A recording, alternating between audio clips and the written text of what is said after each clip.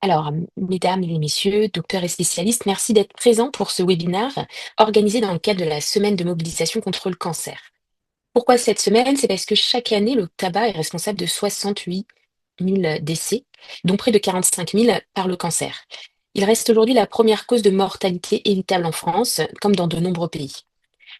Pourtant, il faut savoir que certaines évolutions récentes méritent d'être soulignées. Tout d'abord, on ne peut que se réjouir de la baisse du tabagisme en France et dans d'autres pays. En effet, les dernières données de Santé publique France indiquent qu'en 2024, la prévalence tabagiste a baissé de 25% chez les adultes. Il faut savoir qu'avant, c'était 32% en 2021. Cette baisse est particulièrement marquée chez les jeunes adultes. Dans le même temps, les usages évoluent. En effet, de nombreux fumeurs se tournent vers des alternatives sans tabac, sans combustion, comme la cigarette électronique ou d'autres produits nicotiniques. En 2026, en début d'année, un rapport majeur de l'ANSES est venu nourrir ce débat. L'ANSES est l'Agence nationale française de sécurité sanitaire et à travers ce rapport majeur, elle souligne que le vapotage peut constituer un outil de réduction des risques pour de nombreux fumeurs adultes, notamment qui peinent à arrêter de fumer. Il faut savoir que c'est la condition essentielle dans la logique de sortie du tabac qui permet de réduire les risques pour ces fumeurs adultes. Dans ce contexte, nous avons donc été interrogés et échangés avec de nombreux professionnels de santé et plusieurs questions se posent. Quel est aujourd'hui le rôle des stratégies de réduction des risques dans la lutte contre le cancer lié au tabac? Comment accompagne-t-on les patients qui n'arrivent pas à arrêter? Et en tant que professionnel de santé, excusez-moi, en tant que professionnel de santé, comment peut-on intégrer les nouvelles données scientifiques dans la pratique médicale? Aujourd'hui, nous avons réuni plusieurs médecins et des experts engagés sur ces questions.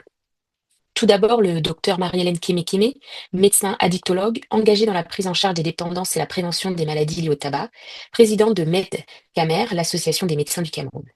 Elle est diplômée de l'Université nationale mémoriale de Pierre-Boï en Ukraine et également spécialisée dans la réduction des risques et l'accompagnement des patients souffrant d'addiction.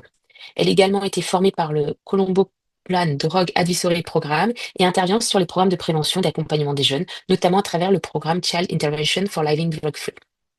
Nous avons également en expert le docteur Iman Kendili, psychiatre addictologue et experte en santé publique, ancienne présidente de l'association MAPA, Médecins Addictifs et Pathologies Associées, et présidente de l'association African Global Health. Elle travaille sur les politiques de prévention des addictions et les stratégies de réduction des risques. Elle intervient également dans de nombreuses initiatives internationales, notamment en Afrique, sur les questions de santé publique, d'éducation à la santé et de coopération médicale. Enfin, réuni pour ce débat, le docteur Hervé Taragano, tabacologue et chirurgien dentiste spécialisé dans les pathologies bucco-dentaires liées au tabagisme. Il accompagne depuis de nombreuses années des patients dans les sevrages tabagiques et travaille régulièrement sur l'impact du tabac dans les cancers de la sphère orale. Nous allons commencer donc par le docteur Taragano. Bonjour docteur Taragano, est-ce que vous m'entendez Bonjour. bien? Oui, oui, très Bonjour. bien. Bonjour.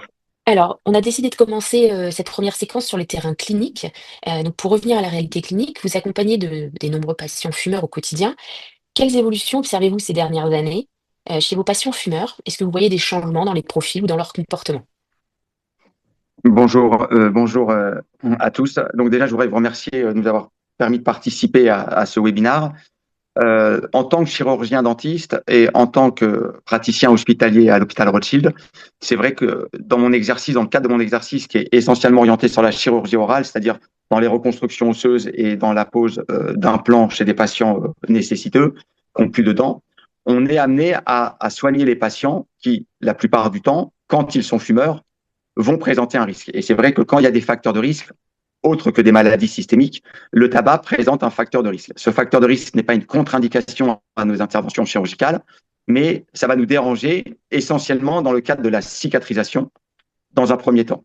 Alors, pour recadrer le débat par rapport à la question que vous m'avez posée, on voit qu'il y a des changements. Pourquoi? Parce que ce sont les profils de nos patients qui ont changé aujourd'hui, c'est-à-dire qu'avant, on avait des patients qui pouvaient être fumeurs et on les sevrait, on leur demandait d'arrêter de fumer avant une intervention chirurgicale. Il y avait un protocole qui était un protocole qui avait été défini dans les années 92, qui était de Ben et Moy, qui expliquait qu'on faisait arrêter les patients 2 heures avant l'intervention chirurgicale et on leur demandait de ne pas refumer pendant les 2 mois suivants pour favoriser et obtenir les mêmes résultats opératoires.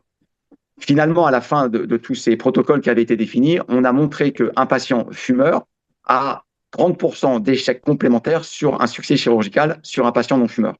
D'autre part, chez le patient fumeur, on ne pouvait pas garantir le succès implantaire ou le succès chirurgical. Donc, ça veut dire qu'en cas d'échec implantaire ou d'échec chirurgical, la responsabilité incombait à la présence du facteur de risque. Aujourd'hui, les patients sont souvent informés des risques du tabac et ils ont un parcours au niveau du tabac qui est compliqué. Ça veut dire qu'ils fument la cigarette, mais en même temps, ils font des alternances avec l'utilisation de la cigarette électronique ou d'alternatives au sevrage tabagique. Et donc, c'est un parcours tabagique qui est complexe, puisqu'il y a une utilisation de substituts nicotiniques, comme la cigarette électronique, ou comme les timbres, ou comme les sachets de nicotine ou la chic. Nous, aujourd'hui, on a donc tous ces comportements qu'on va devoir prendre en charge quand on va opérer nos patients. Parce que tous ces comportements qu'on peut appeler hybrides euh, sont, vont être délétères aussi bien dans le cadre du vapotage que dans le cadre d'utilisation de sa cigarette. Ce sont des doubles utilisateurs, donc effectivement, il y a une vraie modification au niveau de la philosophie des patients. Alors c'est vrai que le terme d'hybride que je vous ai dit, je l'aime bien parce que ils alternent entre une cigarette traditionnelle, une vapotage, et ils tentent une réduction de leur consommation de cigarettes électroniques en augmentant le vapotage. Aujourd'hui, normalement, dans le sevrage tabagique, on rentre à un moment donné le vapotage dans l'arrêt du tabac, et après, les patients vont continuer à vapoter pendant des années et des années. Mais le fait d'aspirer, de faire ce qu'on appelle le fumage, quand on fume, on va aspirer, mais ce n'est pas le mouvement mécanique de l'aspiration et de l'inspiration et de l'inhalation et après de rejeter la vapeur qui va nous gêner. C'est les effets négatifs, délétères de la nicotine qu'on peut retrouver dans la cigarette électronique quand elle est chargée. C'est tous les produits des polyphénols qu'on va pouvoir trouver. Donc, pour l'instant, on ignore réellement les méfaits à long terme puisque c'est assez nouveau. Mais on a des perturbations au niveau de la cicatrisation qu'on va retrouver. D'accord. Donc, Et juste, oui, excusez-moi, allez-y. non, vas-y. Non, j'avais une petite question justement pour en venir justement sur la partie c'est pour prolonger vos questions. Vous qui êtes spécialiste de la santé bucco-dentaire, euh, quels sont aujourd'hui les effets du tabac justement dans la sphère orale et par rapport au cancer de la bouche? Et juste pour recentrer sur ça, et après on posera une question justement sur les alternatives. Eh ben, on a des problèmes gingivaux majeurs au niveau des gencives. Donc, on a une vasoconstriction périphérique des tissus, ce qui fait qu'on va diminuer le processus inflammatoire qui est masqué. Mais en fait, il y a une bombe à retardement intragingival, ce qui fait que comme on diminue le phénomène inflammatoire, on masque la vérité sur les problèmes gingivaux. Après, il y a des problèmes de cicatrisation, puisque la nicotine entraîne une diminution de entraîne une vasoconstriction des tissus périphériques et donc une diminution de la nutrition permise au niveau cellulaire de tous les éléments bénéfiques que permet normalement la vascularisation. Alors, on peut parler des colorations, on peut parler de l'usure dentaire, mais c'est essentiellement des problèmes parodontaux, des problèmes osseux à terme, donc des problèmes de gingivite, puis voire de parodontite qui peuvent se développer favorablement avec l'usage du tabac. D'accord. Et dans votre pratique, là, on a mis en avant justement certaines alternatives. Vous avez parlé de la cigarette électronique, mais il existe d'autres alternatives. Est-ce que vous pourriez citer celles qui pourraient aider le plus les patients justement à réduire les risques ou à sortir du tabac? Donc réduire les risques au niveau peut-être de la santé bucco-dentaire et à sortir du tabac in fine. Alors, les alternatives au tabac, à partir du moment où il y a de la nicotine, ça entraîne systématiquement une diminution de la vascularisation et des capacités en cicatrisation au niveau buccal. Donc, si on cherche une alternative qui ne soit pas délétère au niveau de la cavité buccale, au niveau de la cicatrisation osseuse, il faut arrêter les substituts nicotiniques. Or, quand on veut faire un sevrage tabagique, souvent, on donne des alternatives au tabac avec substituts nicotiniques. Mais la nicotine est l'effet délétère. Si on parle maintenant au niveau intrabuccal des effets délétères Mhm. de la cigarette pure, c'était toutes les lésions leucoplasmiques, les lésions cancéreuses qui précèdent le cancer. Ça veut dire qu'avant d'avoir un cancer au niveau de la langue, au niveau du plancher buccal, au niveau des muqueuses de la joue, ces cancers sont toujours précédés par des lésions précancéreuses. Mais la cigarette, avec le goudron, avec les benzopyrènes, avec tous les milliers de molécules qu'on va avoir au niveau de la cigarette, sont responsables de ces cancers. Par contre, la Mhm. nicotine, elle n'est pas responsable du cancer, des cancers. La nicotine, elle va être délétère par ses effets de cicatrisation. Alors, si on doit choisir un substitut, c'est vrai qu'il est préférable de fumer sans tabac, donc de vapoter, puisqu'on aura les effets délétères liés à la nicotine, mais pas les effets cancérigènes. Mhm. Donc, les substituts nicotiniques qu'on a aujourd'hui, qu'on met en intrabuccal, c'est le chewing-gum, qui est très utilisé. C'est donc le Nicorette, c'est, pour pas faire de publicité, excusez-moi. Après, on a les sachets de nicotine qu'on met au niveau de la cavité buccale. Alors, c'est vrai qu'on n'a pas les effets délétères du tabac pur, mais on a les effets délétères de la nicotine sur la cicatrisation. Et après, les effets parodontaux au niveau de la gencive, à force d'avoir des choses au niveau de la bouche. Donc, à choisir entre un cancer et des problèmes de cicatrisation parodontale ou de cicatrisation lors de chirurgie osseuse, si on peut éviter d'avoir un cancer et de ne faire que du vapotage ou d'utilisation de substituts nicotiniques, ça sera préférable. Mais il y a toujours un effet négatif. La Alors, ça vraie peut être, solution, ça sera l'arrêt du tabac ou de tous les oui. systèmes de vapotage. Donc, ça peut être éventuellement une étape vers le sevrage complet. Exactement. Dernière question, le rapport récent de l'ANSES rappelle que le vapotage peut constituer un outil de réduction de risque dans certaines situations. Comment vous, en tant que médecin, pouvez-vous intégrer ces outils, alors vapotage ou autre, hein, dans une approche de sevrage? Par exemple, vous avez un patient qui n'arrive pas à arrêter de fumer ou qui a du mal à arrêter de fumer et que vous devez lui procéder des soins. Est-ce que vous arrivez, vous, concrètement, à intégrer ces outils dans une approche de sevrage pour donner des soins justement à ce type de patient? Alors, l'objectif de la question, c'est sûr que quand on est dépendant de la cigarette, le vapotage, c'est pas un produit, ou la cigarette électronique, si on parle de vapotage, c'est pas un produit anodin. Il est moins nocif que la cigarette et il va remplacer la cigarette, il va remplacer le tabac. Par contre, pour sortir de la dépendance nicotinique à terme chez mes patients, de proposer une alternative avec des substituts nicotiniques est une très belle alternative pour accompagner le patient au niveau comportemental pour se Mm. sortir de la cigarette. Aujourd'hui, les substituts nicotiniques restent une solution ou une alternative de choix pour se sortir du tabac. Très Ça, bien. c'est fondamental. Il faut un accompagnement comportemental. Ça, c'est vraiment les meilleures techniques aujourd'hui pour le sevrage tabagique. Il faut, au même titre que les gens ont appris à fumer, il faut qu'ils désapprennent à fumer par des techniques comportementales pour arrêter la cigarette et arrêter surtout ces moments qui sont des moments plaisir par la cigarette. Il faut les éliminer de leur quotidien. Et ça, c'est une vraie technique d'apprentissage. Aujourd'hui, les substituts nicotiniques, avec un accompagnement comportemental, avec un suivi régulier chez des thérapeutes, sont des vraies solutions pour arrêter le tabac. Et donc, l'alternative à la cigarette électronique chez nous est une bonne alternative pour le sevrage tabagique pour favoriser le succès opératoire. Bien. Merci, docteur Taragano, pour cet éclairage clinique et véritablement terrain. On le voit bien que la réalité médicale est souvent plus complexe que les débats publics. Les patients ne suivent pas tous le même parcours d'arrêt, pas les mêmes techniques aussi, et pas les mêmes produits pour l'arrêt. Beaucoup passent par des phases intermédiaires et cela nous amène naturellement à la question de l'accompagnement addictologique. Pour cette deuxième séquence, nous avons le docteur Marilyn Kemekeme pour l'approche addictologique. Avec une première question, dans votre pratique d'addictologue, quelles sont aujourd'hui les principales difficultés rencontrées par les patients qui souhaitent arrêter de fumer? Est-ce que vous m'entendez bien, docteur? Ah, le son est coupé. Oui, je vous Ah, entends parfait. très bien. Est-ce Parfait, que vous on vous m'entendez? écoute. Oui, alors je vais vous reposer la question. Dans votre pratique d'addictologue, quelles sont aujourd'hui les principales difficultés rencontrées par les patients qui souhaitent arrêter de fumer? Alors, merci beaucoup. Je tiens également à remercier Nicotine World pour l'organisation de ce webinaire et je salue chaleureusement les co-panélistes avec lesquels j'interviens aujourd'hui. Alors, en ce qui concerne les difficultés rencontrées par les patients, c'est tout d'abord une question de diagnostic en termes véritablement d'évaluation du besoin en besoin nicotinique. Parce que généralement, quand les gens fument et qu'ils veulent se sevrer, ils ne passent pas par la case addictologue ou médecin, ils vont directement en pharmacie et ils achètent des patchs nicotiniques qui peuvent être plus ou moins dosés. Donc, généralement, c'est du 14 mg ou du 21 mg. Et ces dosages ne correspondent pas forcément à leurs besoins nicotiniques. Et ça fait qu'on se retrouve avec un patient qui va continuer à fumer, plus fumer qu'avant. Donc, il va vraiment être perturbé dans sa consommation de cigarettes. La cigarette étant véritablement l'usage du tabac le plus en vogue, en tout cas au Cameroun, en Afrique en général et au Cameroun en particulier.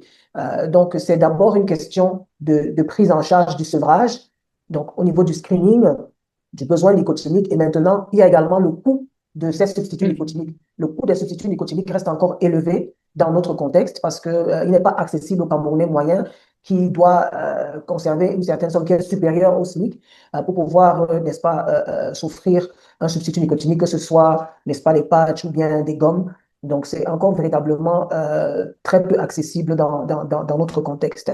Maintenant, la cigarette est banalisée. C'est vrai que c'est une substance légale, mais elle est véritablement banalisée également. Donc, ça fait que les gens ne considèrent pas que le tabagisme est une addiction.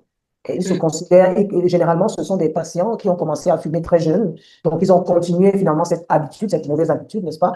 Et puis, à un moment donné, ils ne font pas le lien de causalité entre les conséquences qu'ils peuvent avoir dans leur quotidien et leur consommation de cigarettes, de tabac notamment. Donc, ça fait que la prise en charge psychologique qui doit, n'est-ce pas, avoir derrière cette addiction n'est pas souvent efficiente. Donc, les efforts sont faits pour pouvoir, n'est-ce pas, sensibiliser l'opinion publique, éduquer les personnes pour qu'elles comprennent que le tabac ou bien l'addiction au tabac, effectivement, fait partie des autres addictions et doit pouvoir répondre à un modèle précis de prise en charge, généralement le modèle biopsychosocial. Donc, à côté du sevrage tabagique, on doit pouvoir mener également, n'est-ce pas, l'accompagnement psychologique, identifier les détresses, la souffrance psychique qu'il y a derrière la consommation de cigarettes. Voilà.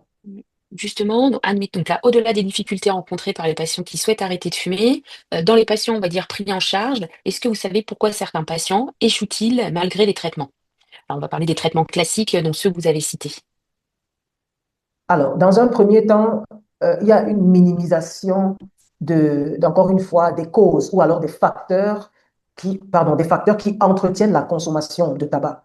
C'est d'abord le premier élément, parce que derrière, n'est-ce pas, la consommation de tabac, il y a souvent une souffrance psychique. Encore une fois, ça peut être un traumatisme, ça peut être un stress chronique, ça peut être une situation vécue qui est minimisée, qui n'est pas adressée normalement. Donc, plus cette situation perdure, plus la personne aura besoin, n'est-ce pas, de se réfugier dans la cigarette. Donc, ça, c'est véritablement le premier élément. Donc, il y a une négligence de la santé mentale de l'individu qui fume. Et tant que cette santé mentale est négligée, on va se retrouver dans un cercle vicieux duquel il sera pratiquement impossible de sortir. Maintenant, il y a souvent il y a même un début de prise en charge et à un moment donné, si une problématique psychologique est adressée et que le sevrage réussit, la personne va rester abstinente pendant un moment, mais il y a la rechute. Donc, pour peu qu'il y ait voilà, une situation difficile, un décès, quelque chose d'autre qui arrive finalement à cet individu, la personne peut se retrouver encore une fois dans la même spirale, de recommencer à fumer parce qu'il y a eu quelque chose. Donc, de manière générale, c'est très important de véritablement, euh, comment dire, améliorer, n'est-ce pas, la prise en charge de l'addiction au tabac, du tabagisme, et de la calquer à la prise en charge générale des addictions, véritablement adresser, n'est-ce pas, les différentes problématiques. Si en Europe, en France, les substituts nicotiniques sont comment dire, reconnus, sont accessibles. En Afrique et au Cameroun en particulier, c'est souvent difficile. Donc parfois, il peut avoir un accompagnement psychologique, mais on a besoin, n'est-ce pas, sur le plan du sevrage, sur le plan médical également, de souvent ajouter des substituts nicotiniques qui ne sont pas disponibles. Et ce manque, n'est-ce pas, de substituts nicotiniques aggrave la détresse et on se retrouve, n'est-ce pas, vous voyez que la spirale, elle continue. Donc c'est le cercle vicieux et ça devient difficile. Et justement, pour en revenir à la nicotine, quel rôle concret peut jouer la nicotine dans le processus de sevrage? Donc, on a bien vu, il y a la partie prise en charge psychologique, mais il y a aussi, comme vous dites, un rôle que peut jouer la nicotine dans ce processus. Vous pouvez revenir un petit peu dessus? La nicotine doit pouvoir être dosée. Généralement, je parlais tout à l'heure des difficultés de diagnostic dans le sens de tester le besoin nicotinique. Généralement, il y a un appareil qu'on appelle le CO-mètre qui permet de quantifier, n'est-ce pas, les besoins en monoxyde de carbone expirés par le fumeur. C'est un appareil que nous n'avons pas, par exemple, au Cameroun. Et c'est un appareil qui permet de quantifier le besoin nicotinique et d'adapter la dose du substitut nicotinique, n'est-ce pas, à prescrire aux patients. Et quand cette dose-là n'est pas bien, j'ai envie de dire, calculée, on peut se retrouver avec des difficultés. Donc, ça fait que la nicotine, ici, doit pouvoir être euh, adaptée aux besoins, n'est-ce pas, aux besoins du fumeur. Mm. Donc, c'est quelque chose on va mettre, c'est comme une induction progressive, si vous voulez, mais en décrescendo pour que finalement l'individu se déshabitue, on va dire, à la nicotine, mais vraiment de manière progressive, justement pour éviter l'effet rebond du sevrage qui peut avoir des conséquences avec des signes délétères, l'irritabilité, la violence, des choses comme ça. Donc, pour véritablement, finalement, accompagner de manière bienveillante, bien accompagner, comment dire, doucement l'individu dans le cadre de ce sevrage, il faut véritablement doser un bon dosage de la nicotine dans le cadre des substituts nicotiniques. Alors, comment éviter les confusions fréquentes dans le débat public entre nicotine, dépendance et cancer? C'est une question qui revient souvent et je vous la pose aujourd'hui, docteur.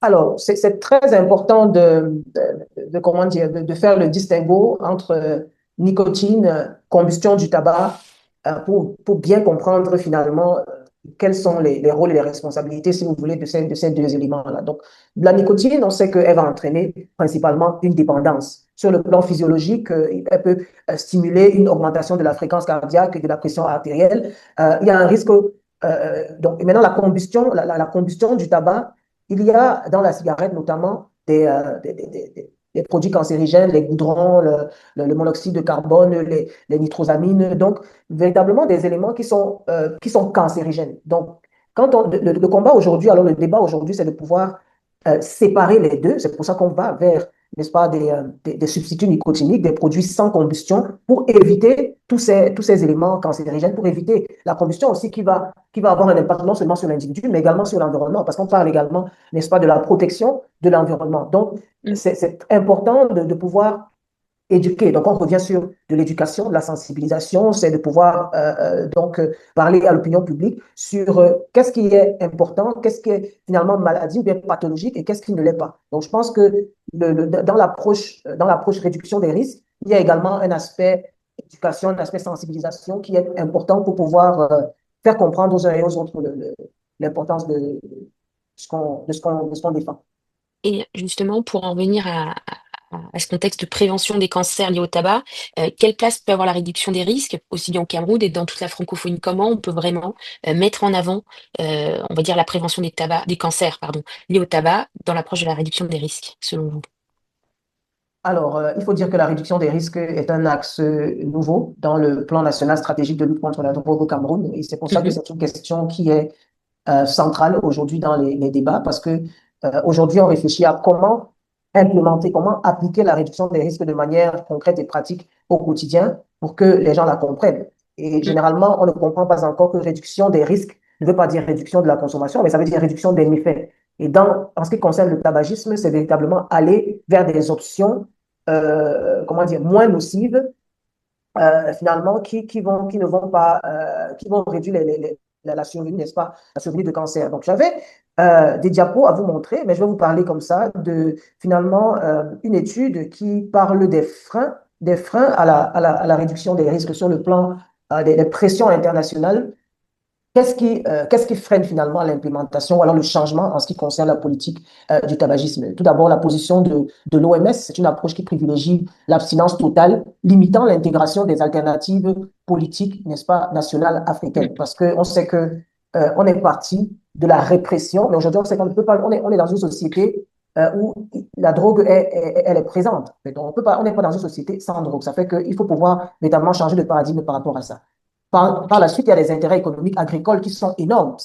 L'industrie du tabac est en pleine expansion, notamment en Afrique. C'est véritablement des industries, des intérêts économiques agricoles qui freinent, n'est-ce pas, les politiques de réduction des risques au niveau africain. L'accessibilité financière, encore une fois, comme je disais, Mm. le coût élevé des produits, notamment les substituts nicotiniques, que ce soit le vapotage, le snus et autres. Et maintenant, le manque de données locales aussi, parce qu'on en parle de manière générale, on a quelques données, mais on est encore loin du compte pour véritablement pouvoir appuyer le plaidoyer, pour montrer véritablement le lien de causalité entre, n'est-ce pas, le tabagisme et la survenue des cancers. Il y a également des vides juridiques, l'absence d'un cadre réglementaire adapté dans 38 pays quand même africains sur la notion, n'est-ce pas, du tabagisme et de réduction des risques. Et puis, voilà, il y a des barrières idéologiques. Il y a des grands-mères au village qui fument depuis des siècles, qui cultivent le tabac et qui sont, entre guillemets, en bonne santé. Donc, c'est difficile de venir changer, n'est-ce pas, cette compréhension-là. Donc, ça fait que c'est très important de comprendre qu'il y a beaucoup d'efforts à faire pour faire comprendre, n'est-ce pas,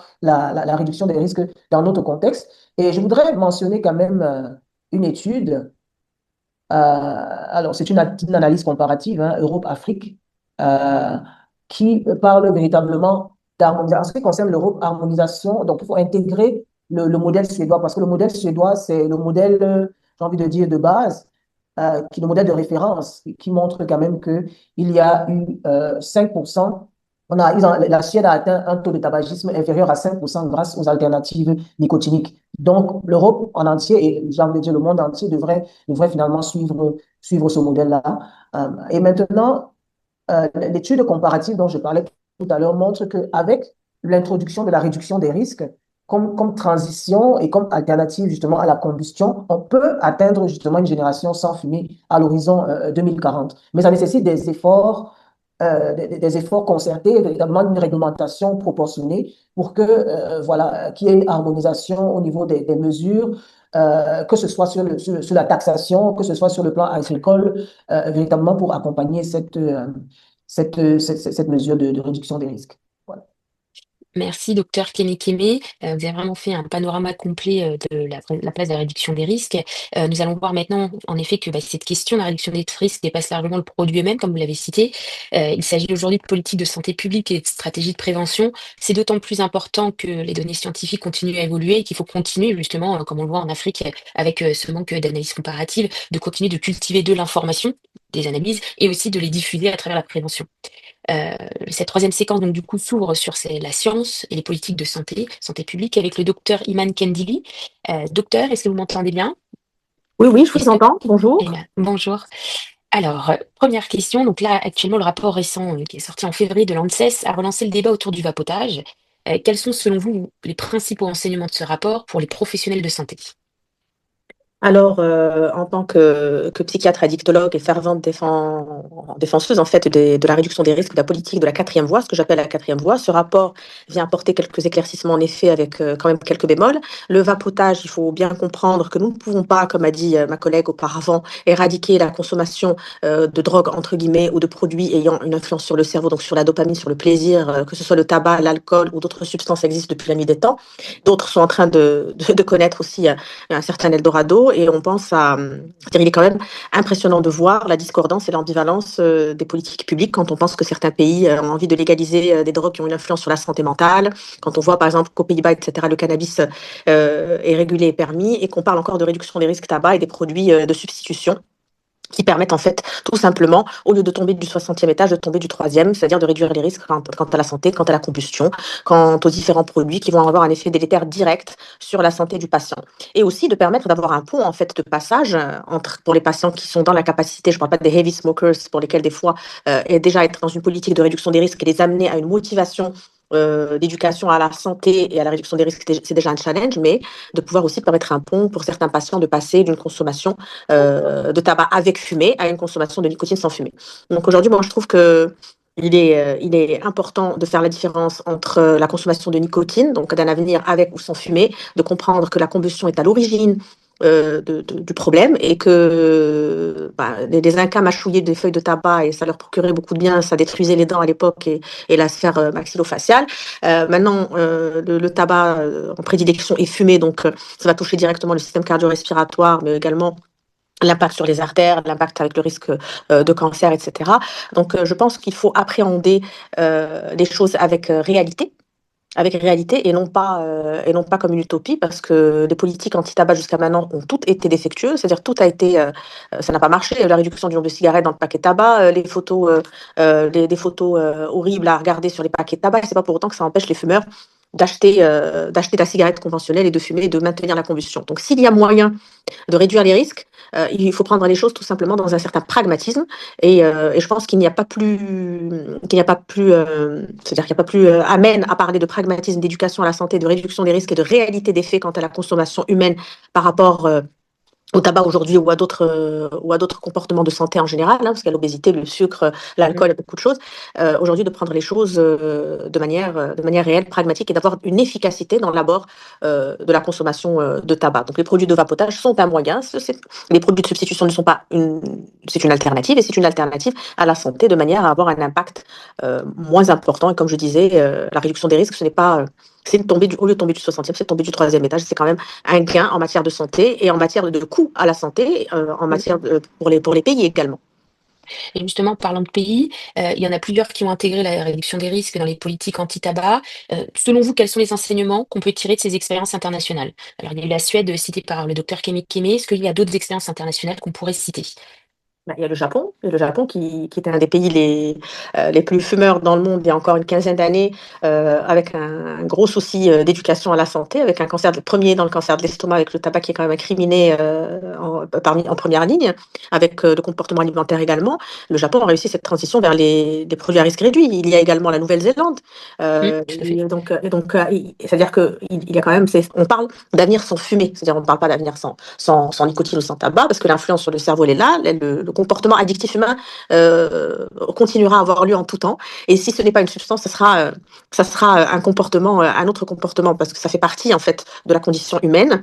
Maintenant, pouvoir voir les pays qui ont réussi en fait ces transitions, hein, parce que le Japon et la Nouvelle-Zélande arrivent en première ligne. Après, il y a d'autres pays qui vont arriver derrière. Il y a la Suisse, il y a l'Allemagne, il y a en effet la Suède. Mais je pense que quand même les exemples, il y a les Philippines maintenant qui ont intégré des politiques de santé publique. Il y a la République tchèque, c'est-à-dire qu'en matière de tabac, donc, mais l'impact le plus impressionnant reste au Japon et en Nouvelle-Zélande.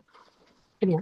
Mais on pourra, je pense qu'on fera des analyses aussi, on les remettra Oui, il y a peut-être. une très belle étude sur ça, donc je ne l'ai pas Oui. malheureusement pour la présenter maintenant, mais, euh, mais réussir quand même à réduire et passer aux produits à risque réduit entre 70 et 80% en 10 ans par rapport aux fumeurs et aux fumeurs invétérés, c'est quand même pas mal en ce qui concerne le Japon. On essaiera de trouver on prendra l'information des études pour la joindre pour ceux qui seront intéressés. Merci. Troisième question, comment concilier deux objectifs? Donc là, justement, c'est souvent ce qui est mis en avant concernant les politiques de réduction des risques ou contre ces politiques de réduction des risques. Protéger les jeunes tout en accompagnant les fumeurs adultes vers la sortie du tabac. Alors, c'est une très bonne question. Ben, tout simplement, c'est l'aspect publicitaire, parce qu'il faut dire les choses comme elles sont. Il y a tout un côté commercial, marketing, etc., qui va venir attirer les jeunes. Donc, il y a les couleurs, il y a aussi les appellations. Là, vous avez les Mm. iPhone, machin, il y a plein de choses qui vont faire que les jeunes vont être attirés. Maintenant, je pense que protéger les jeunes, c'est mettre en place, en fait, des règles et un cadre. Il y a des lois qui sont passées dernièrement pour les réseaux sociaux. Quand un cadre est mis en place, d'un point de vue politique et gouvernemental, ben, il est respecté. Donc, en ce Mm. qui concerne, ce n'est pas protéger, éduquer, sensibiliser, il faut le faire, et passer sûrement par le média, parce que le média est le pivot majeur de la postmodernité aujourd'hui pour les jeunes, mais également ne pas diaboliser ce qui n'est pas à diaboliser et permettre aux Mm. fumeurs de pouvoir avoir accès aux produits à risque réduit de manière structurée. Ça, c'est une réalité, l'un n'empêche pas l'autre. C'est-à-dire qu'on doit sortir des politiques de la loi du tout ou rien.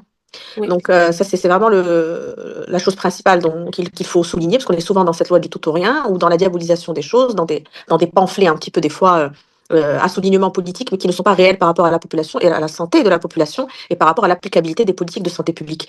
En tout cas, je pense que le plus intelligent à souligner, c'est-à-dire qu'on ne peut pas construire l'avenir sans regarder et capitaliser l'expérience du passé, et l'expérience du passé aujourd'hui avec les différents pays, toutes les politiques de santé publique, particulièrement en Europe ou sous la houlette des organismes comme l'OMS, etc. Cet avenir sans tabac, sans nicotine, sans substance utopique d'un être humain 2.0 n'est pas possible. Donc il va falloir se rendre à l'évidence, adapter les politiques de santé publique, avoir une réelle communication, sensibilisation, c'est-à-dire pas par à-coup, mais quelque chose de structuré en matière d'éducation à la santé en général. On ne parle pas que de tabac. Ou parce que souvent le tabac est la porte d'entrée pour d'autres substances. C'est-à-dire que quand on parle d'éducation à la santé, bah, c'est aussi le sucre, c'est la junk food chez les jeunes, c'est l'éducation physique, c'est le tabac également, ou la consommation de produits, ou l'entrée les jeunes en général démarre dans nos pays à nous, c'est-à-dire quand on regarde en Afrique, etc., la cigarette conventionnelle est encore très présente. Elle est même synonyme, entre guillemets, d'une certaine modernité, ce qui n'est pas le cas dans les pays du Nord. Donc déjà Mm. adapté en fonction des régions, parce que le Sud-Sud, c'est l'Amérique du Sud, certains pays d'Asie et de l'Afrique vont être très différents en matière de culture de consommation par rapport à l'Europe ou à d'autres pays du Nord. Donc déjà, on ne peut pas avoir une feuille de route, voilà, dictée par un seul organisme pour tout le monde.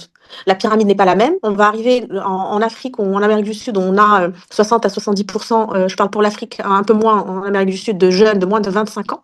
D'accord? 60 à 70% de jeunes de moins de 25 ans. Aujourd'hui, c'est une pyramide qui va valoriser la sensibilisation, la restructuration, les nouvelles politiques de santé publique, la réduction des risques par rapport à la santé en règle générale. On ne parle pas que de tabac. Du tout, on va parler de beaucoup de choses, parce que avoir 60 à 70% de jeunes de moins de 25 ans, c'est du travail. Et puis vous avez d'autres pays où la pyramide est à l'envers, où on est au contraire dans une politique de réduction des risques adaptée par rapport à une population vieillissante. Donc où il va falloir faire de la sensibilisation et de la restructuration en matière de santé publique pour les jeunes, mais il y a un gros travail à faire chez des personnes qui, elles, sont dans une éducation à la santé, mais dans une catégorie, on va dire, plus avancée, plus âgée, avec les premiers prémices des problèmes liés à la santé, donc en matière de maladies qu'on a les non-communicable diseases, donc toutes ces choses-là. Voilà, donc je pense que déjà, on ne peut pas avoir une feuille de route, un organisme dictateur et une façon de penser. Ce n'est pas possible. Il faut s'adapter déjà, ne serait-ce c'est-à-dire qu'à la population, la géographie et la culture inhérente à ces régions.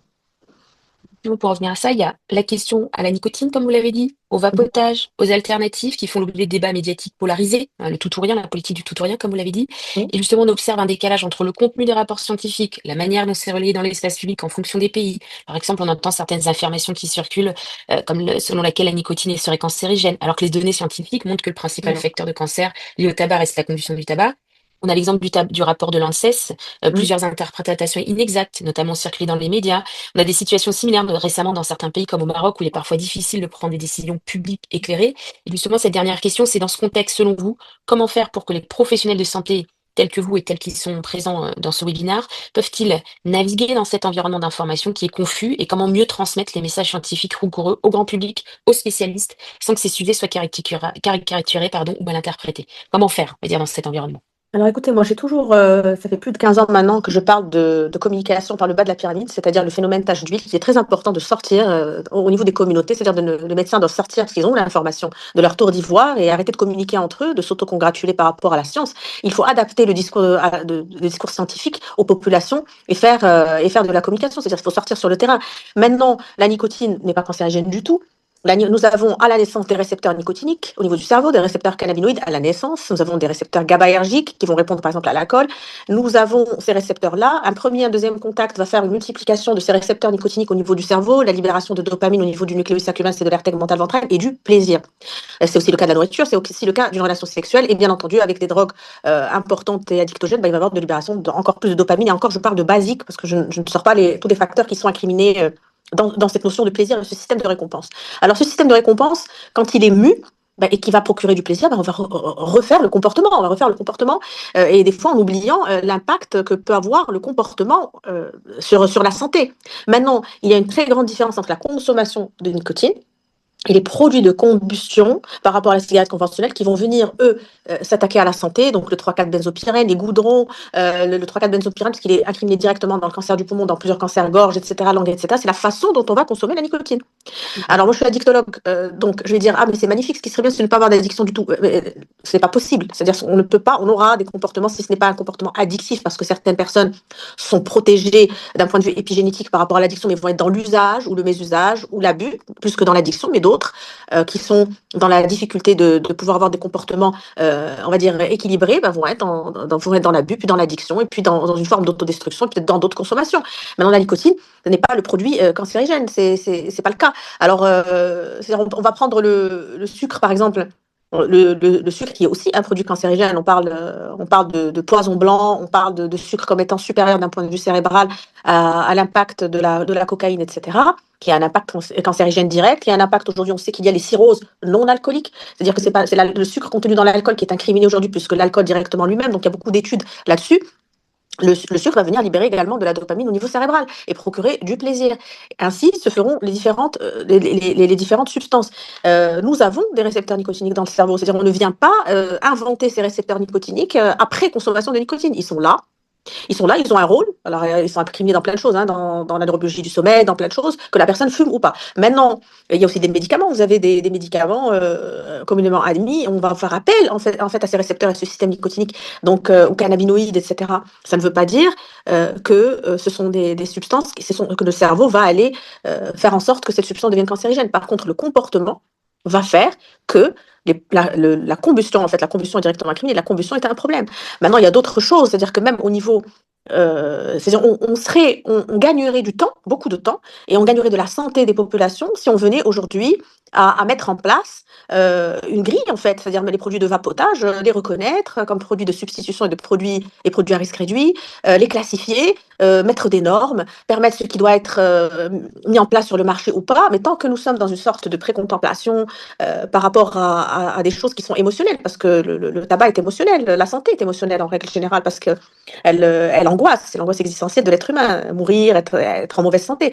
Donc elle angoisse et il y a un impact émotionnel même dans les décisions politiques, parce que l'intégrité physique est mise en jeu. Je pense que c'est très important de prendre de la distance, d'être moins dans l'émotion et dans la perfection, d'être dans la réalité, d'être dans le pragmatisme et de gagner du temps, de ne pas attendre 20 ans pour dire ah mais tels produits sont bons et en fin de compte il fallait les mettre en place il y a 20 ans et ces produits ne sont pas là parce que quand on ne régule pas, quand on ne met pas en place un cadre, ce qui se passe, ça devient la foire la foire à tout va, c'est comme entre la cigarette conventionnelle, c'est les produits de marché noir, c'est pareil. Donc vous avez plein de choses comme ça. Et je pense que prendre le taureau par les cornes, vous m'excuserez l'expression, et mettre en place un cadre régulé en acceptant les réalités de terrain et en adaptant ces politiques de santé publique à la réduction des risques. Parce que pour le tabac, je répète, parce qu'aujourd'hui, qu'on le veuille ou non, après le Covid-19, nous avons bien vu que la réduction des risques est arrivée comme politique de santé publique première. La vaccination, le confinement, le port de masque, ce sont des mesures de réduction des risques. Ce ne sont pas le nombre de respirateurs qui ont fait la différence dans la prise en charge de la pandémie. Donc je pense que la santé est à appréhender autrement, à réfléchir, et la capitalisation de l'expérience passée, en concernant le tabac, concernant la santé en général, et l'applicabilité aux populations en fonction de leur pas de la géographie, mais en fonction de la culture et en fonction tout simplement de la pyramide, euh, et aussi à prendre en compte. Voilà. Mais on ne peut pas avoir une feuille de route pour le monde entier à suivre de manière aveugle. En tout cas, ça, ce n'est pas possible, et scientifiquement pas possible. Au vu des publications scientifiques, au vu du sexe ratio, au vu de la différence entre jeunes et moins jeunes, au vu des vieillissements de population dans certains pays, etc., Oui, bien c'est sûr. impossible d'avoir une feuille de route. C'est même réducteur quant à l'intelligence de l'être humain en général, hein, sans besoin qu'il soit scientifique ou pas. Très bien, c'est très clair. Justement, là, on arrive à la fin de ce webinaire, mais on a eu quand même de nombreuses questions, donc on va déborder de quelques minutes, hein, je pense autour de 10 minutes. J'ai à peu près 2 questions par intervenant. Je vais commencer par vous, Madame docteur Kendili. On va essayer de faire court, pas plus de 2 minutes par réponse. Voilà, la première question, alors, et par un des personnes qui assistent au webinaire, porte sur la médiatisation du tabac, surtout pour les jeunes. En règle générale, les sociétés de tabac ne font pas d'affiches publicitaires. En revanche, dans les films, les séries, filmé et lié au cool. Voilà, un aspect, on va dire, positif, une vision plutôt positive. Est-ce qu'on peut réellement empêcher ces jeunes à une exposition à cet acte à travers, alors que de l'autre côté, on retrouve le fait de fumer dans les films, dans les séries qui est cool. Alors oui, bah, dans les films, dans les séries, avec une certaine position de la cigarette conventionnelle, bon, on ne voit pas de produits à risque réduit dans les films. Oui. C'est peut-être qu'il faut tout simplement. Vous savez, ce qui est permis à certains doit être permis à d'autres. Donc Mm. aujourd'hui, on est dans. Voilà, il y a plein de choses pour lesquelles il est important, vous savez, de pouvoir. Vous avez un certain quota pour dans les films où vous devez avoir un brassage, etc. Vous comprenez ce que j'essaie de dire. Oui, Donc ben, si vous avez droit à la cigarette conventionnelle ou à l'alcool conventionnel dans les films, ben, il faut avoir droit aussi à l'eau gazeuse et au vapotage, aux produits à risque réduit. C'est-à-dire là, il faut que le cinéma soit aussi. Et le cinéma est une vitrine en général de la population réelle.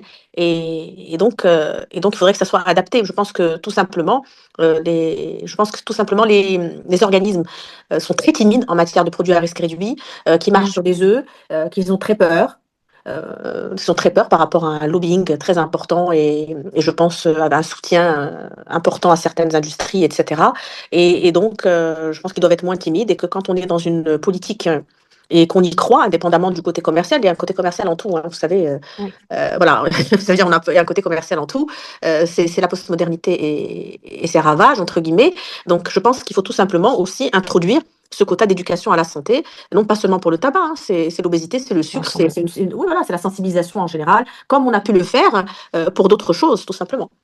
Et est-ce que vous pourriez donner un exemple pour, on va dire, vos confrères marocains, parce que justement les informations sont parfois contradictoires dans les médias. Est-ce que vous avez peut-être une ou deux pistes pour les Au professionnels de Maroc, je santé? fais pas mal moi-même et d'autres collègues, on fait quand même pas mal de sensibilisation, pas mal Oui. d'interventions grand public concernant les produits à risque réduit, le tabac, l'importance de la réduction des risques.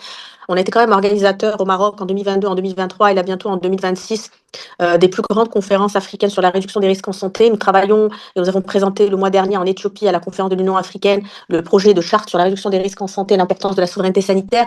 C'est-à-dire que nous avons signé aussi un plaidoyer en plusieurs langues qu'on a appelé le South-South Advocacy, mais qui en fait réunit plus de 60 experts dans différents domaines de la réduction des risques. Ça va de l'environnement au changement Mm. climatique, la pandémie, le tabac, absolument tout. C'est-à-dire, et qu'on a présenté à différents organismes dans le monde. C'est-à-dire que je pense que, moi, je suis absolument convaincue que l'éducation à la santé à travers la réduction des risques, c'est-à-dire ce que j'appelle la quatrième voie, est très importante, particulièrement pour le continent et particulièrement pour notre géographie, notre culture et l'adaptabilité par rapport aux jeunes. Parce qu'aujourd'hui, aujourd'hui, on a encore un sérieux problème avec la cigarette conventionnelle qui est à la mode, qui aujourd'hui est féminine, un peu à la Marilyn Monroe dans beaucoup de pays, d'accord. Et Et les réalités font que dans des pays qui n'ont pas toujours je parle de l'Afrique en général ou dans le Global South, qui n'ont pas toujours les moyens financiers de pouvoir mener les politiques en matière de santé ou tout ce que, ce n'est pas les mêmes budgets que dans certains pays, avec une population jeune, il faut s'adapter et pouvoir justement réduire le coût à la santé gouvernementale. Et il passe par la réduction des risques. C'est un gain énorme en matière de coût à la santé. C'est bien entendu, docteur Kendi, merci beaucoup. Je vais passer maintenant à une question pour le docteur Taragano. Alors, la première question, c'est plutôt pour un patient en post-opératoire. Euh, Si nous prenons le cas d'un patient post-opérateur qui doit cesser de fumer, est-ce qu'on lui donnera un substitut nicotinique malgré le fait qu'il sera délétère à sa vitesse de guérison? Je ne sais pas si la question est bien posée. Est-ce que vous m'entendez, docteur Taragano? Moi, je vous entends très bien. Merci, Voilà. Oriane. Vous m'entendez? Oui, très bien. Très bien. Déjà, je voulais vous dire, c'est vrai qu'il y a un grand gap entre mon activité, en fait, comme un artisan dans mon office, et en Mhm. fait, toutes ces politiques internationales dont vous parlez. Et c'est vrai que euh, tout ce que vous faites au niveau international ou dans les politiques nationales, bah, moi, j'essaie de le faire dans mon cabinet. Dans mon cabinet, j'essaie de sensibiliser les gens et de leur faire arrêter de fumer quand on doit faire certaines interventions. Et pour répondre à la question de manière très précise, quand on doit faire une intervention chirurgicale à quelqu'un et qui fume, si c'est pour avoir un échec, on ne fait pas l'intervention. On n'opère pas. C'est-à-dire qu'il n'y a pas de négociation possible et il n'y a pas de substitut qui va permettre au patient de continuer à fumer ou à faire des substituts nicotiniques en intrabuccal si j'opère.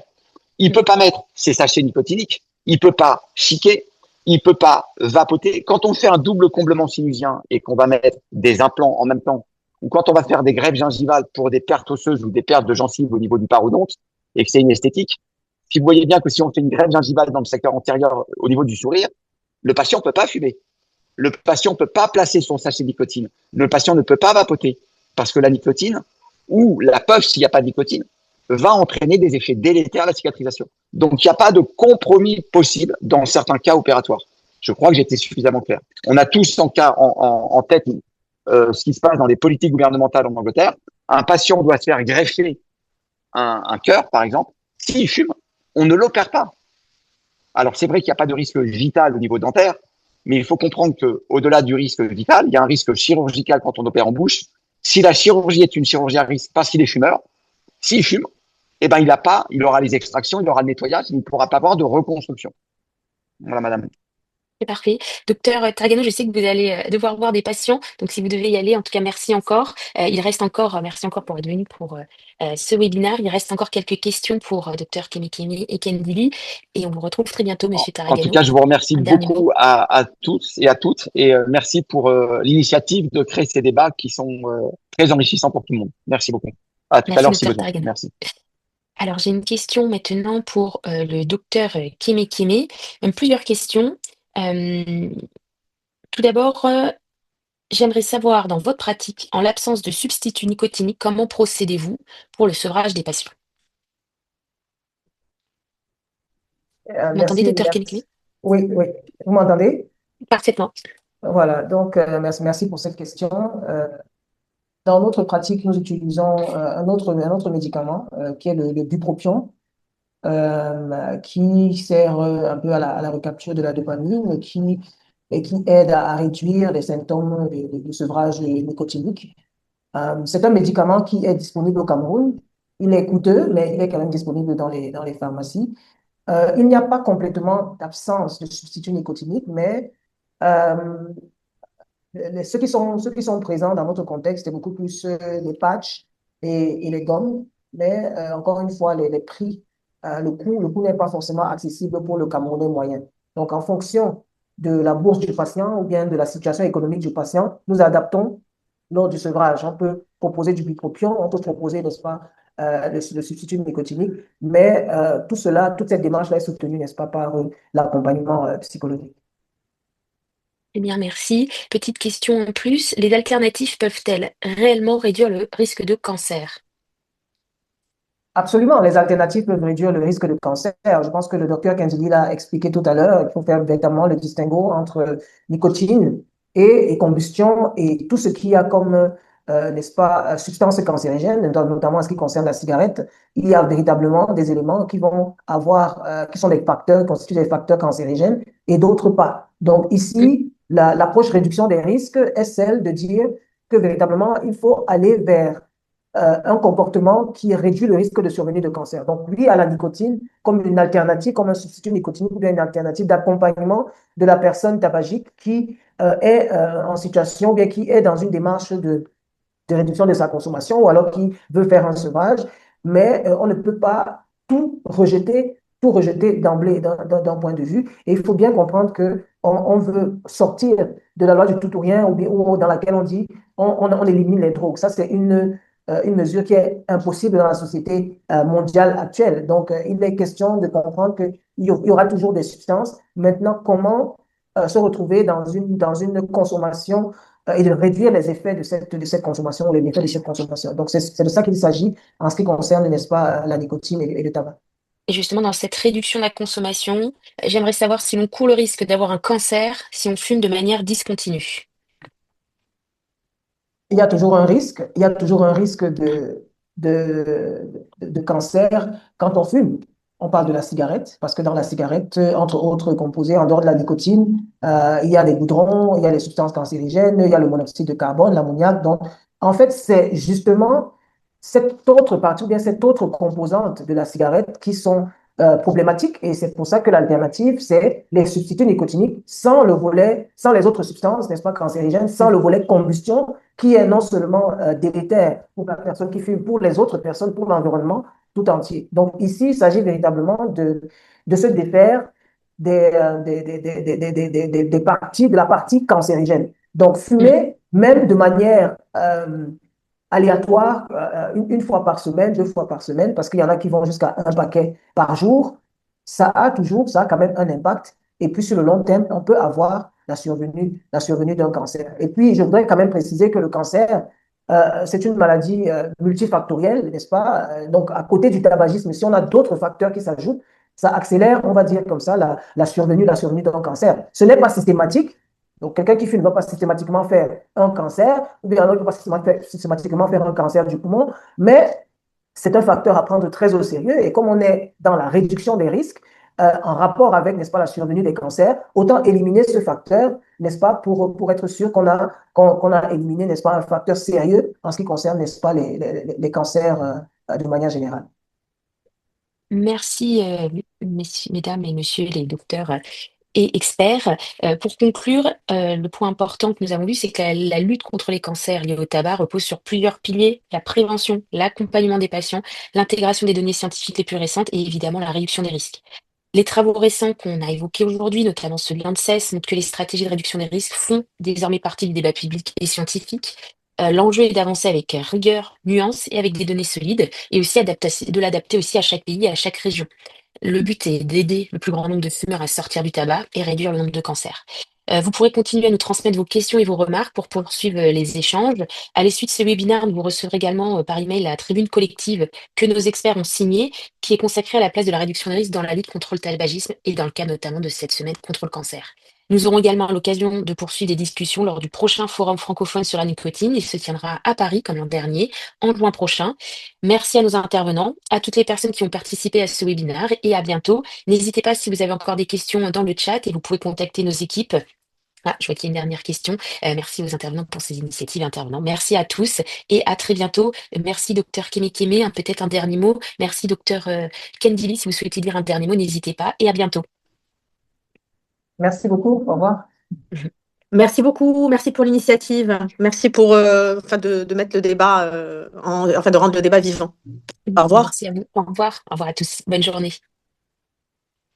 Alors, mesdames et messieurs, docteurs et spécialistes, merci d'être présents pour ce webinaire organisé dans le cadre de la semaine de mobilisation contre le cancer.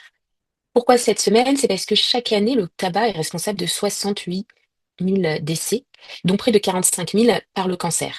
Il reste aujourd'hui la première cause de mortalité évitable en France, comme dans de nombreux pays. Pourtant, il faut savoir que certaines évolutions récentes méritent d'être soulignées. Tout d'abord, on ne peut que se réjouir de la baisse du tabagisme en France et dans d'autres pays. En effet, les dernières données de Santé publique France indiquent qu'en 2024, la prévalence tabagiste a baissé de 25% chez les adultes. Il faut savoir qu'avant, c'était 32% en 2021. Cette baisse est particulièrement marquée chez les jeunes adultes. Dans le même temps, les usages évoluent. En effet, de nombreux fumeurs se tournent vers des alternatives sans tabac, sans combustion, comme la cigarette électronique ou d'autres produits nicotiniques. En 2026, en début d'année, un rapport majeur de l'ANSES est venu nourrir ce débat. L'ANSES est l'Agence nationale française de sécurité sanitaire et à travers ce rapport majeur, elle souligne que le vapotage peut constituer un outil de réduction des risques pour de nombreux fumeurs adultes, notamment qui peinent à arrêter de fumer. Il faut savoir que c'est la condition essentielle dans la logique de sortie du tabac qui permet de réduire les risques pour ces fumeurs adultes. Dans ce contexte, nous avons donc été interrogés et échangés avec de nombreux professionnels de santé et plusieurs questions se posent. Quel est aujourd'hui le rôle des stratégies de réduction des risques dans la lutte contre le cancer lié au tabac? Comment accompagne-t-on les patients qui n'arrivent pas à arrêter? Et en tant que professionnel de santé, en tant que professionnel de santé, comment peut-on intégrer les nouvelles données scientifiques dans la pratique médicale? Aujourd'hui, nous avons réuni plusieurs médecins et des experts engagés sur ces questions. Tout d'abord, le docteur Marie-Hélène Kémékémé, médecin addictologue engagé dans la prise en charge des dépendances et la prévention des maladies liées au tabac, présidente de MedCamer, l'association des médecins du Cameroun. Elle est diplômée de l'Université nationale mémoriale de Pierre-Gouy en Ukraine et également spécialisée dans la réduction des risques et l'accompagnement des patients souffrant d'addiction. Elle a également été formée par le Colombo Plan Drug Advisory Programme et intervient sur les programmes de prévention et d'accompagnement des jeunes, notamment à travers le programme Child Intervention for Living Drug Free. Nous avons également en expert le docteur Iman Kendili, psychiatre addictologue et experte en santé publique, ancienne présidente de l'association MAPA, médecins addictifs et pathologies associées, et présidente de l'association African Global Health. Elle travaille sur les politiques de prévention des addictions et les stratégies de réduction des risques. Elle intervient également dans de nombreuses initiatives internationales, notamment en Afrique, sur les questions de santé publique, d'éducation à la santé et de coopération médicale. Enfin, réuni pour ce débat, le docteur Hervé Taragano, tabacologue et chirurgien dentiste spécialisé dans les pathologies bucco-dentaires liées au tabagisme.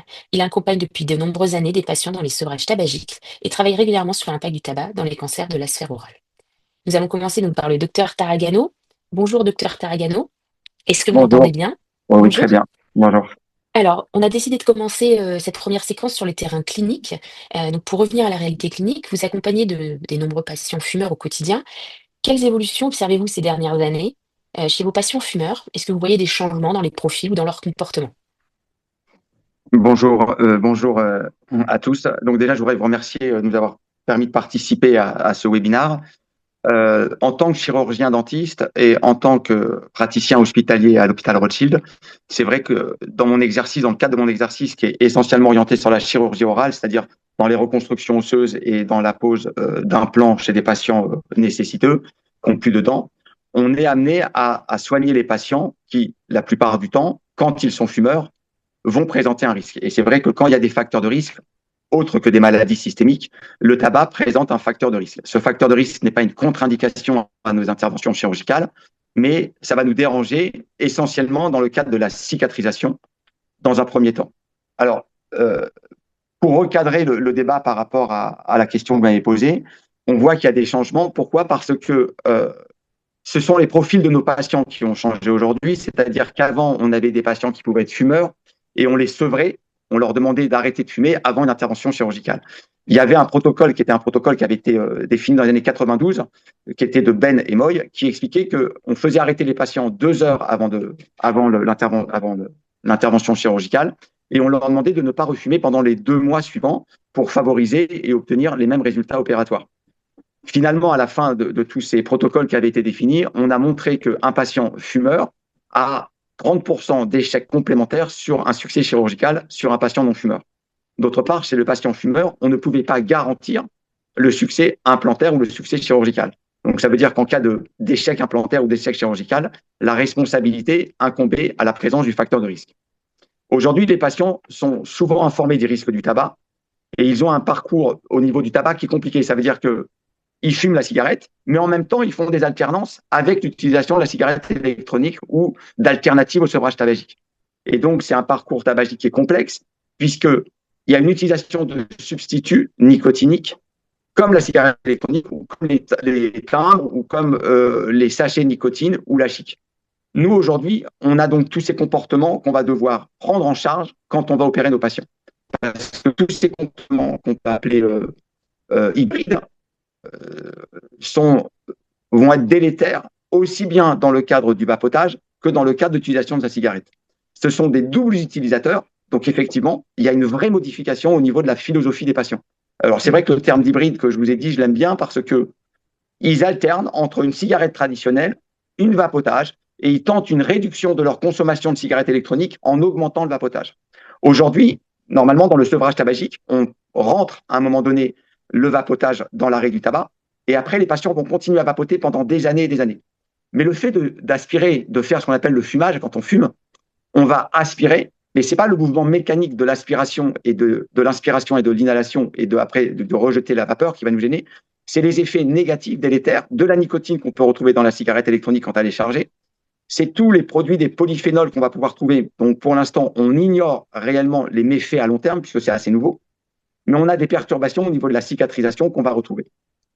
Donc, oui, excusez-moi, allez-y. Non, j'avais une petite question justement pour en venir justement sur la partie. C'est pour prolonger vos questions. Vous qui êtes spécialiste de la santé bucco-dentaire, quels sont aujourd'hui les effets du tabac justement dans la sphère orale et par rapport au cancer de la bouche? Et juste pour recentrer sur ça, et après on posera une question justement sur les alternatives. Eh ben, on a des problèmes gingivaux majeurs au niveau des gencives. Donc, on a une vasoconstriction périphérique des tissus, ce qui fait qu'on va diminuer le processus inflammatoire qui est masqué. Mais en fait, il y a une bombe à retardement intragingivale, ce qui fait que comme on diminue le phénomène inflammatoire, on masque la vérité sur les problèmes gingivaux. Après, il y a des problèmes de cicatrisation, puisque la nicotine entraîne une diminution de entraîne une vasoconstriction des tissus périphériques et donc une diminution de la nutrition permise au niveau cellulaire de tous les éléments bénéfiques que permet normalement la vascularisation. Alors, on peut parler des colorations, on peut parler de l'usure dentaire, mais c'est essentiellement des problèmes parodontaux et des problèmes osseux à terme, donc des problèmes de gingivite, puis voire de parodontite qui peuvent se développer favorablement avec l'usage du tabac. D'accord. Et dans votre pratique, là, on a mis en avant justement certaines alternatives. Vous avez parlé de la cigarette électronique, mais il existe d'autres alternatives. Est-ce que vous pourriez citer celles qui pourraient aider le plus les patients justement à réduire les risques ou à sortir du tabac? Donc réduire les risques au niveau peut-être de la santé bucco-dentaire et à sortir du tabac in fine. Alors, les alternatives au tabac, à partir du moment où il y a de la nicotine, ça entraîne systématiquement une diminution de la vascularisation et des capacités en cicatrisation au niveau buccal. Donc, si on cherche une alternative qui ne soit pas délétère au niveau de la cavité buccale, au niveau de la cicatrisation osseuse, il faut arrêter les substituts nicotiniques. Or, quand on veut faire un sevrage tabagique, souvent, on donne des alternatives au tabac avec substitut nicotinique. Mais la nicotine est l'effet délétère. Si on parle maintenant au niveau intrabuccal des effets délétères de la cigarette pure, c'était toutes les lésions leucoplasmiques, les lésions cancéreuses qui précèdent le cancer. Ça veut dire qu'avant d'avoir un cancer au niveau de la langue, au niveau du plancher buccal, au niveau des muqueuses de la joue, ces cancers sont toujours précédés par des lésions précancéreuses. Mais la cigarette, avec le goudron, avec les benzopyrènes, avec tous les milliers de molécules qu'on va avoir au niveau de la cigarette, sont responsables de ces cancers. Par contre, la nicotine, elle, n'est pas responsable du cancer, des cancers. La nicotine, elle va être délétère par ses effets de cicatrisation. Alors, si on doit choisir un substitut, c'est vrai qu'il est préférable de fumer sans tabac, donc de vapoter, puisqu'on aura les effets délétères liés à la nicotine, mais pas les effets cancérigènes. Donc, les substituts nicotiniques qu'on a aujourd'hui, qu'on met en intrabuccal, c'est le chewing-gum, qui est très utilisé. C'est donc le Nicorette, c'est, pour ne pas faire de publicité, excusez-moi. Après, on a les sachets de nicotine qu'on met au niveau de la cavité buccale.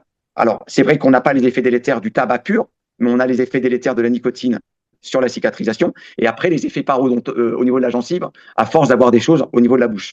Donc, à choisir entre un cancer et des problèmes de cicatrisation parodontale ou de cicatrisation lors de chirurgie osseuse, si on peut éviter d'avoir un cancer et de ne faire que du vapotage ou d'utilisation de substituts nicotiniques, ça sera préférable.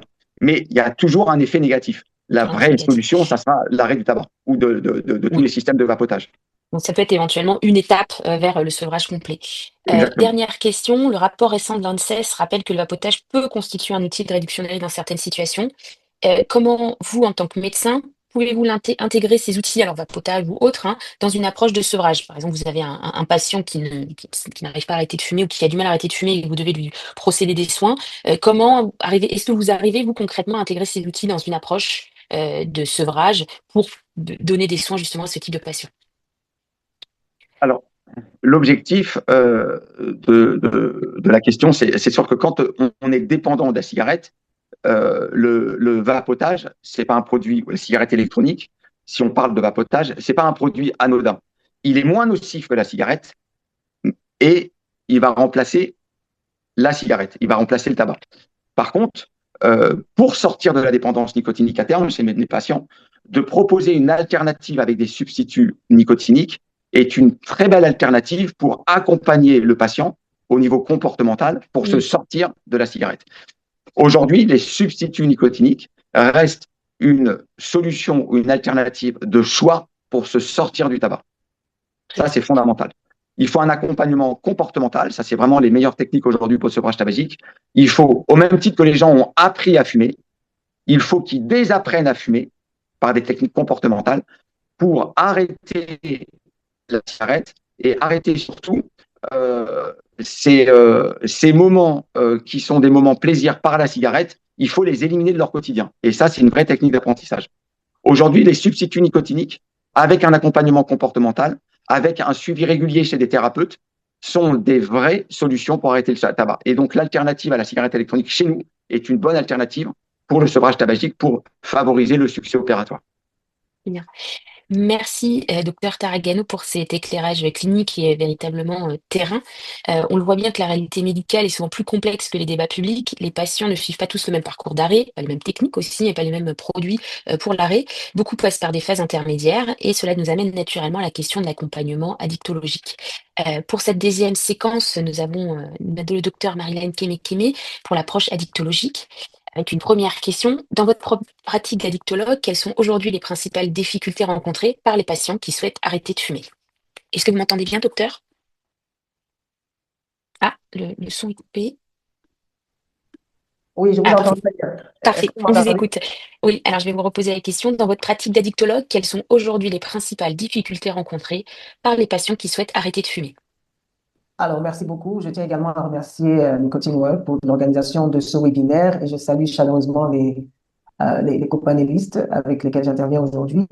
Alors, en ce qui concerne les difficultés rencontrées par les patients, c'est tout d'abord une question de diagnostic en termes véritablement d'évaluation du besoin en besoin nicotinique. Parce que généralement, quand les gens fument et qu'ils veulent se sevrer, ils ne passent pas par la case addictologue ou médecin, ils vont directement en pharmacie et ils achètent des patchs nicotiniques qui peuvent être plus ou moins dosés.